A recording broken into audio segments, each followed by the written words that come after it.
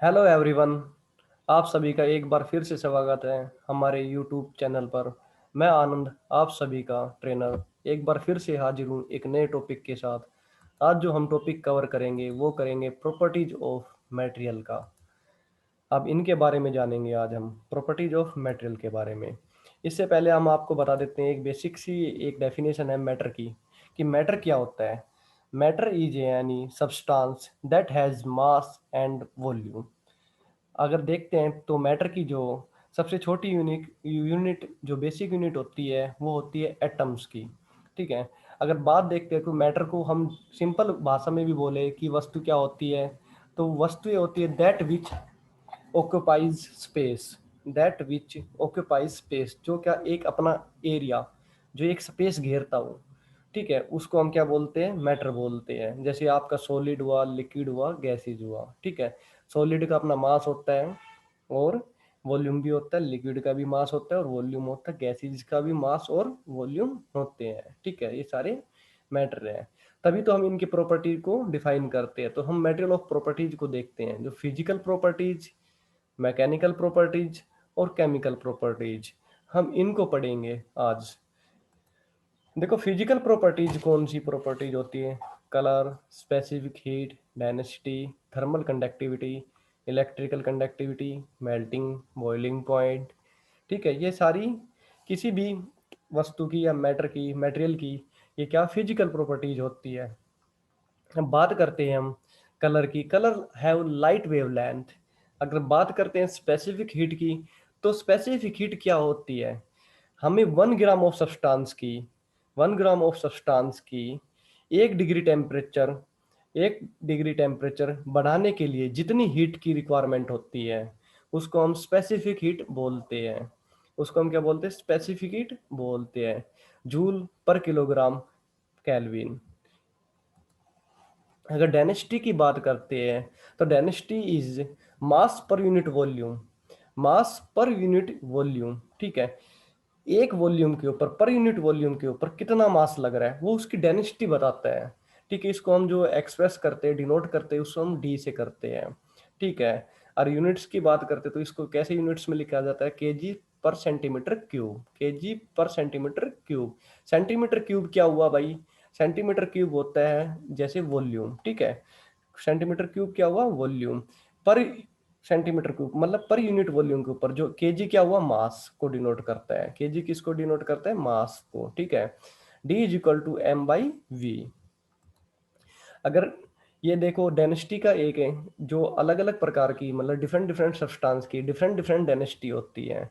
जिसकी डेंसिटी ज़्यादा होगी वो सबसे नीचे होगा। जैसे शहद है, हनी है, हनी की डेंसिटी सबसे ज़्यादा है तो ये सबसे नीचे है। क्रॉन सिरप है, क्रॉन सिरप की डेंसिटी हनी के मुकाबले क्या है? कम है, तो क्रॉन सिरप इसके ऊपर तैरता है। ऐसे ही लकड़ी, आप सिंपल भाषा में देखते हो तो सिंपल अगर समझने की कोशिश करते हैं डेंसिटी, तो हम लकड़ी का एग्जांपल लेते हैं। लकड़ी पानी के ऊपर तैर जाती है। क्यों? जो लकड़ी की डेंसिटी है वो पानी के मुकाबले वो क्या होती है? कम होती है। ठीक है भाई। अब बात करते हैं हम थर्मल कंडक्टिविटी की। देखो, थर्मल कंडक्टिविटी क्या होती है? Thermal conductivity is rate at which heat flow through A given material. कोई भी एक मटेरियल के अंदर जो हीट का फ्लो को दर्शाती है, थर्मल कंडक्टिविटी। जैसे आप कंडेंसन, कन्वेंशन और रेडिएशन माध्यम से जो हीट फ्लो करती है, ठीक है, तो वो थर्मल कंडक्टिविटी दर्शाती है। अगर मेल्टिंग पॉइंट की बात करते हैं, देखो मेल्टिंग पॉइंट की बात करते हैं तो एक टेम्परेचर, उस टेम्परेचर को नोट किया जाता है at which a solid begin to liquid. A solid begin to liquid. ठीक है। अगर हम देखते हैं, देखो आइस का मेल्टिंग पॉइंट क्या होगा? मेल्टिंग पॉइंट ऑफ आइस, तो आइस का मेल्टिंग पॉइंट क्या हुआ? 32 फ़ारेनहाइट या 0 डिग्री सेल्सियस बोल लो। 32 फ़ारेनहाइट या 0 डिग्री सेल्सियस। अगर केल्विन की बात करते हैं तो शायद 273.16 केल्विन होता है। ठीक है, ये मेल्टिंग पॉइंट ऑफ आइस होता है। इसके ऊपर क्या बर्फ पिघलने लग जाती है, बर्फ पिघलने लग जाती है। अगर बॉइलिंग पॉइंट की हम बात करते हैं, बॉइलिंग पॉइंट को अगर डिफाइन किया जाए तो जो लिक्विड है, जो लिक्विड है वो किसमें? वेपर में कन्वर्ट होना। लिक्विड का वेपर में कन्वर्ट हो जाना, उस टेम्परेचर को नोट किया जाता है, किस टेम्परेचर के ऊपर लिक्विड वेपर में जा रहा है। ठीक है। जैसे अगर बॉइलिंग पॉइंट ऑफ वाटर की देखे, पानी का देखे, तो 100 डिग्री सेल्सियस है। 100 डिग्री 100 डिग्री टेम्परेचर के ऊपर पानी लिक्विड में बदलना स्टार्ट हो जाता है, वेपराइज होना स्टार्ट हो जाता है। ठीक है, इलेक्ट्रिकल कंडक्टिविटी की बात करते हैं। देखो इलेक्ट्रिकल कंडक्टिविटी क्या होती है। Electric conductivity is the ability of electric current to flow through a material. ठीक है, कोई भी एक मटेरियल उसकी एबिलिटी को बताता है कि इसमें से कितनी जो इलेक्ट्रॉन का प्रवाह है कितनी तेजी के साथ हो जाएगा। ठीक है, उस मटेरियल की इलेक्ट्रिकल कंडक्टिविटी बताते हैं। जैसे कॉपर हुआ, ठीक है, copper is the good conductor of electricity, silver is good conductor of electricity. ठीक है, इनके अंदर से जो इलेक्ट्रिक करंट है, इलेक्ट्रिकल करंट है, वो बहुत तेजी से जाता है। ठीक है, क्योंकि इसके अंदर बहुत ही इजीली फ्री इलेक्ट्रॉन होते हैं जो आसानी से पास करने देते हैं अपने अंदर से करंट को। ठीक है, तो ये इलेक्ट्रिकल कंडक्टिविटी हुआ। अगर मैकेनिकल प्रॉपर्टीज की हम बात करते हैं, मैकेनिकल प्रॉपर्टीज हुआ जैसे टेंसाइल स्ट्रेंथ हुआ, डक्टिलिटी हुआ, मेलेबिलिटी हुआ, ब्रिटलनेस हुआ, इलास्टिसिटी हुआ, प्लास्टिसिटी हुआ, टफनेस हुआ, हार्डनेस हुआ, मशीनेबिलिटी हुआ। ठीक है, आज की वीडियो में हम बस मैकेनिकल प्रॉपर्टी तक ही करेंगे। जो टेंसाइल स्ट्रेंथ होती है, टेंसाइल स्ट्रेंथ क्या होती है। हम उस फोर्स को हम उस फोर्स को नोट करते हैं जिसके ऊपर, जैसे कोई एक रोप हुआ या वायर हुआ या स्ट्रक्चरल बीम हुआ जो टूट जाए, तो वो टेंसाइल स्ट्रेंथ हुई। जैसे आप एक रोप के ऊपर, आप बहुत सारे खिलाड़ी हैं, ये अपना एक जोर लगा रहे हैं, फोर्स लगा रहे हैं, इसको खींच रहे हैं, पुल कर रहे हैं अपनी साइड। ठीक है, ये रस्सी बीच में से टूट जाती है, तो ये इस फोर्स को नोट किया जाता है कि कितने फोर्स के ऊपर ये रस्सी टूट गई। इसकी फिर ये क्या टेंसाइल स्ट्रेंथ हुई। ये क्या हुआ, इसकी टेंसाइल स्ट्रेंथ हुई। तो tensile strength measure the force required to pull something such as a rope, wire or structural beam to the point where it's break is called tensile strength. ठीक है भाई। अब डक्टिलिटी की बात करते हैं। डक्टिलिटी क्या होती है। Ductility substance can be drawn into a wire. कोई भी एक मटेरियल हुआ, कोई भी मेटल हुआ, जिसको हम क्या एक वायर में कन्वर्ट कर दे, उसको हम खींच कर करें या किसी भी प्रकार से करें, उसको हम एक वायर में कन्वर्ट कर दे विदाउट ब्रेकिंग, बिना तोड़े, उसको स्ट्रेच करके हम खींच कर क्या एक वायर में कर दे, कन्वर्ट कर दे विदाउट ब्रेकिंग। ध्यान रखना है कि वो टूटना नहीं चाहिए। ठीक है, ये कौन कौन से अपना ये मेटल होती है, जैसे गोल्ड हुआ, सिल्वर हुआ, कॉपर हुआ। ठीक है, ये सारी मेटल क्या होती है, डक्टाइल मेटल होती है। ठीक है, मेलेबिलिटी की बात करते हैं। तो मेलेबिलिटी क्या होती है, कोई भी हम मेलेबिलिटी को अगर सिंपल भाषा में देखें, उस मटेरियल को जो क्या जिसको हम पीट कर, हैमरिंग करके या रोलिंग करके एक थिन शीट में कन्वर्ट कर दे, एक थिन शीट में कन्वर्ट कर दे, वो क्या हुआ, मेलेबिलिटी ऑफ मटेरियल हुआ। ठीक है, या उसको डिफॉर्म कर दे अंडर प्रेशर के अंदर।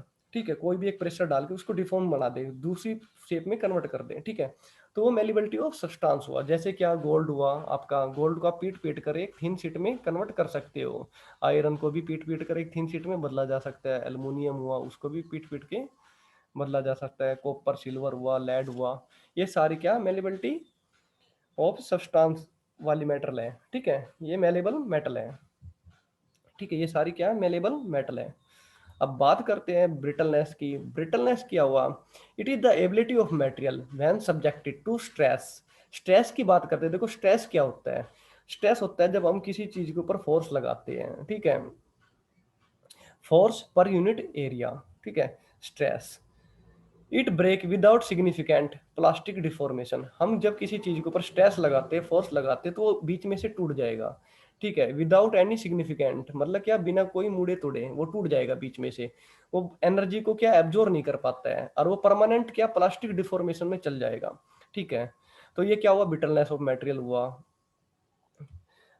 जैसे कांच हुआ, कांच के ऊपर आप फोर्स लगाओगे तो टूट जाएगा, तो वो दोबारा कोई एनर्जी एब्जॉर्ब नहीं करता, मुड़ता नहीं है। ठीक है, इलास्टिसिटी की बात करते हैं। इलास्टिसिटी की बात ये है, जब हम कोई एक्सटर्नल फोर्स लगाते हैं तो अपनी शेप, ओरिजिनल शेप को क्या, ओरिजिनल शेप को छोड़कर दूसरी शेप में चल जाता है।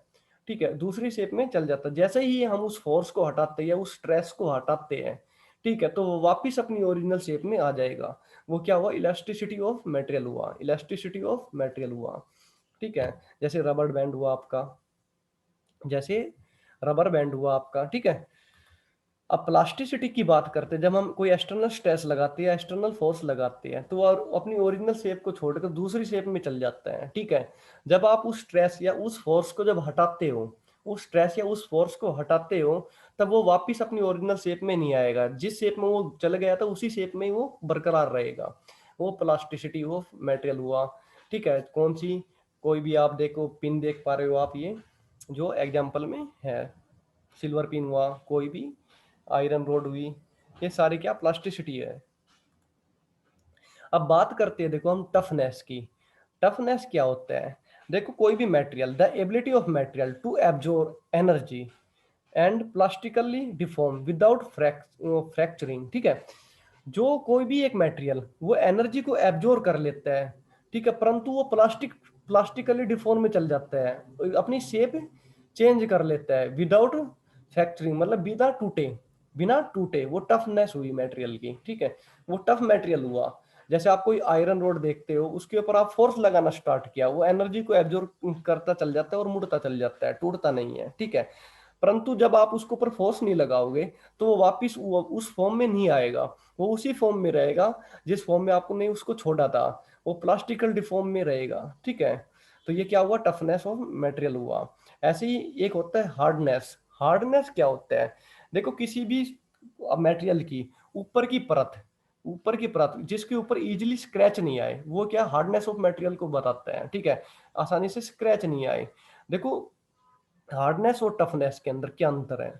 देखो हार्डनेस का मतलब होता है अगर ऊपर से स्क्रैच नहीं आया इजीली, उसके ऊपर आप स्क्रैच नहीं कर सकते हो। ठीक है, जैसे आपने देखा शीशा, कांच, ठीक है, जो गिलास के ऊपर आप देखते हैं तो आसानी से स्क्रैच नहीं कर पाओगे अपने नाखून से। ठीक है, परंतु आप उसके ऊपर पत्थर मारोगे तो टूट जाएगा इजीली।